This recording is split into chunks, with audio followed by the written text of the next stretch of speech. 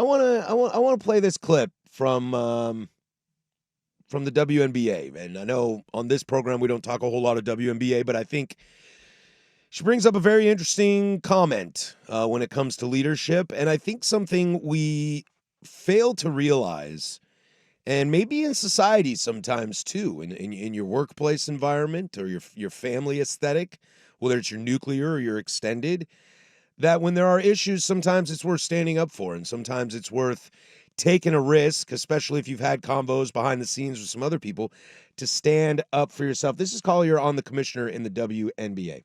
At Unrivaled this past February, I sat across from Kathy and asked how she planned to address the officiating issues in our league. Her response was, well, only the losers complain about the refs. I also asked how she planned to fix the fact that players like Caitlin, Angel, and Paige, who are clearly driving massive revenue for the league, are making so little for their first 4 years. Her response was, Caitlin should be grateful she makes $16 million off the court, because without the platform that the WNBA gives her, she wouldn't make anything.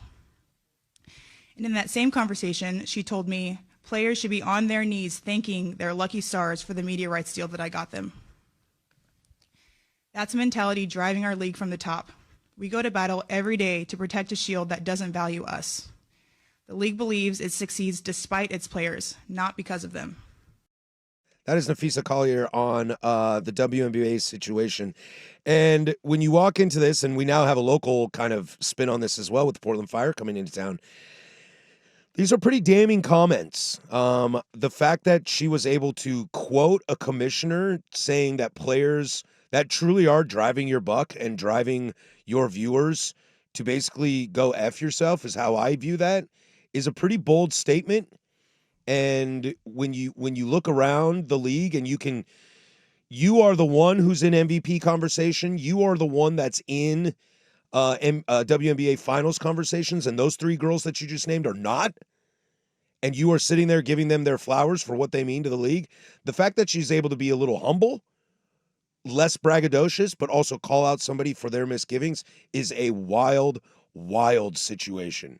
And if I can understand maybe a little like, hey, come on, give me some credit here. I got a pretty good media deal. Like ESPN has backed it, and they shove it down your face if you watch ESPN. Mm-hmm. So there is a point there, but the way you go about it, it's alienating your players, and all leagues, with maybe the exception of the NFL, but even the NFL has this, it's all player driven. If you don't have good players in your league, I'm not going to watch. There's, to sound corny, there's a lot of layers to this onion. First of all, I am not a Kathy Engelbert fan at all. I don't know who is. As somebody who doesn't know the league very well, once I hear this, I'm like, wait a sec, what? Look, if you want to call the fire angle to it, Kirk Brown was going to buy the WNBA franchise here, and then financially took a hit coming out of COVID, and that kind of led to restarting that whole process. And the WNBA and Kathy Engelbert and your PR team pinned it on the Trailblazers and Jody Allen for not cooperating, as opposed to trying to protect somebody who was going to put a little bit of money in the WNBA. And outside of Steve Ballmer, the Allen estate is worth more money than any other ownership group in the NBA. And it's like, around the league behind closed doors, there was a lot of, what the hell do you think you're doing? You colossal moron. Like, that's people are tiptoeing around Steve Ballmer right now because of everything that's going on with the Kawhi, Uncle Dennis aspiration stuff, because of how powerful he is. And you can say, well, the Allen estate's going to move on. Allen estate's still worth billions upon billions upon billions. They have a lot of say in the league. And she was just going to comfortably throw the Allen estate under the bus. Like, for those that don't know, the NBA as a whole, as a collective, has a 42% stake in the WNBA, which makes this a very unique situation. This is not fully, totally owned and operated by individual owners or ownership groups or governors, whatever you want to call them. You've got a guardianship almost. Yes, because to be honest, the NBA ate it. Yeah, the NBA is floating a lot of that. As the league's look, they are doing growing, better. The league's building. I am not. I didn't think you were. I just wanted to get that caveat. Yeah, I do too. They are doing better. They are still not out here printing money. No. This is not the NFL. Hell, it's not the NBA. I sympathize with Nafisa and what she said, because I think Kathy is very bad at her job. Nobody I know that in the media circles or agents that I talk to, that people on both sides or people who work in that league, nobody's ever been like, Kathy gets a bad rep. Not a single. No, she is the Neil Olshey of the WNBA and that nobody has a nice thing to say about it. Right. So it's one of those things where it's like, okay, if everybody hates, like people hated Roger Goodell, but behind closed doors, they're like, he's doing a good job. Like, well, every year the money goes up and up and up, up and up and up. It's like, and the players are getting more money. Yep. Now, I do believe WNBA players should get more. Caitlin Clark should not be making $67,000 a year. There That's should insane. not be many people in this building in Portland, Oregon, making more money a year than someone who's on the board behind me. No, and Caitlin Clark or Kathy Engelbert said that Caitlin Clark should be thankful that she has a platform to make $16 million a That's year such in revenue. a poor choice of words. Brother, sister, she did that at Iowa. Yeah. Not on your platform. Yeah, and I think any commissioner or any owner for that matter should have nothing to say about what a player makes off the court. No.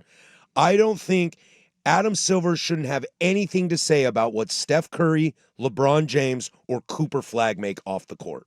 Okay? Goodell, I don't want to hear what you think about Travis Kelce and what he makes off the court. I don't even want to hear you talk about his girlfriend, fiance, wife. I don't want to hear any of that. That does not matter to you. And for you to try to throw that at somebody like I'm in the right and you're in the wrong because you do well off the court, that'd be like me yelling at Isaac Rupp because he gets more sponsorships than I do.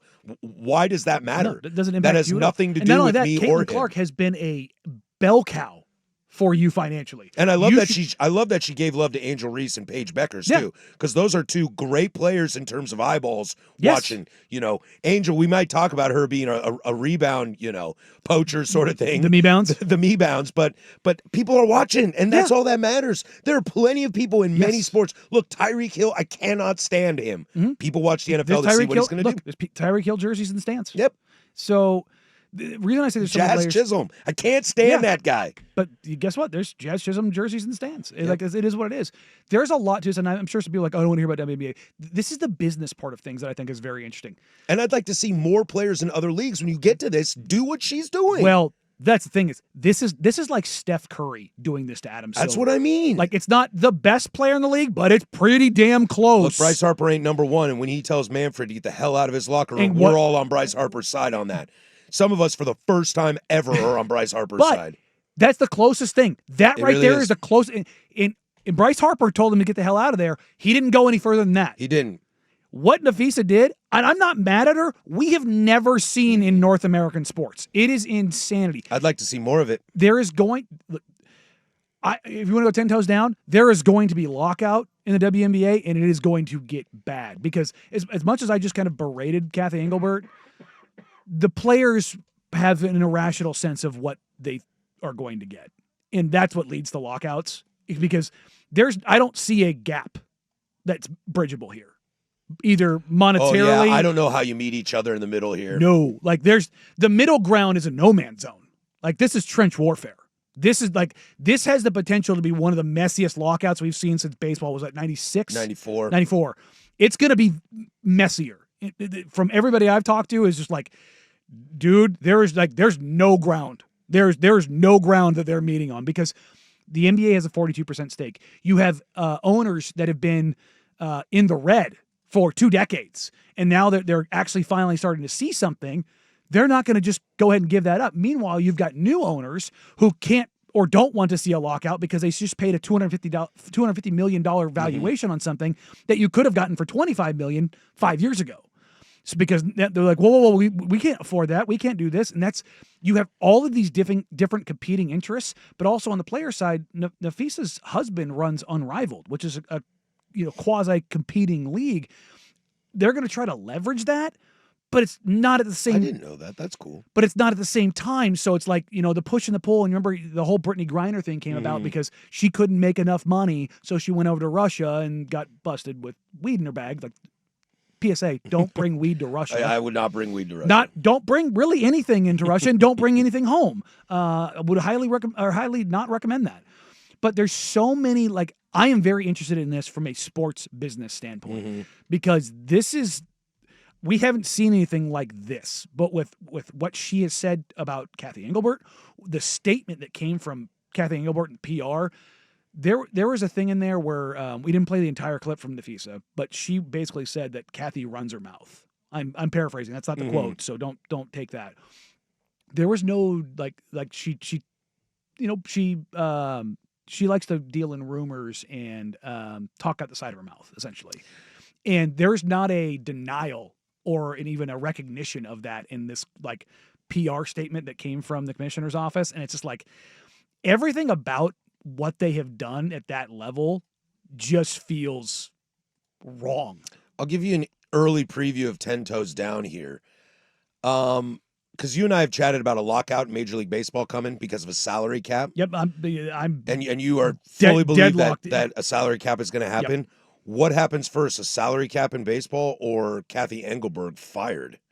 She's relieved of duties. I think in the next probably 30 to 60 days she's probably gone. I think so too. I think there's too much damage control that's going on right now. As this texter texts in 503-864-6326, the league will not recover from any level of a lockout. Might be the death of the WNBA as we know it. I wouldn't go that far. I've got it on the 10 Toes Down list. I thought we'd open that up in 10 Toes Down. That's a good one. Because it is a league gaining momentum. Mm-hmm. It's gaining momentum. It's in a spot that it's never been in and has the opportunity to be a money-making league, to get out of the shell of the NBA. And I don't know if you have to like pay them back money or how that all works, but it ain't going to be cheap. I'll tell you that right now. It is building the momentum. I mean, look at the college women's game. That thing is exploding, huge right now, and it just trickles upwards into the league as well as you're starting to able to market these players.